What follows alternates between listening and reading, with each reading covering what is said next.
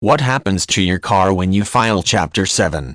There is often a confusion that implies sameness between insolvency and bankruptcy. The words are often used interchangeably when in reality they mean different things. Although similar in nature, bankruptcy and insolvency are not equal concepts. In the first place, bankruptcy is normally a term reserved for individuals while insolvency is applied to businesses. Either way, the cash flow had reached a point where liabilities are greater than assets. The individual or business is unable to meet financial obligations and can no longer continue to function. Individual bankruptcy and business insolvency are both avoidable in almost every single case. Before beginning proceedings for either case, the individuals in charge of decision-making need to closely examine the debt situation and explore options available. There are normally at least a few.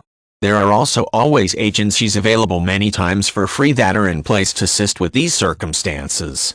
Many times bankruptcy and insolvency are avoidable by developing a new financial strategy and diligently employing it. Reevaluation of expenditures and asset generation often leads to liberation. You must not be too proud to admit that you may need some help getting through debt problems. If you are not openly communicating with your creditors, they will eventually have no choice except to find you at fault. It is easy sometimes to continue waiting in silence, hoping to recover with just a little more time. The time will pass quicker for you than for those that you are indebted to. Step outside of your current debt situation. Look from the outside in to see that you are not your debt and your debt is not you. Most financial indebtedness can be overcome in absence of bankruptcy or insolvency. Seek advice and assistance. Communicate openly and honestly with your creditors.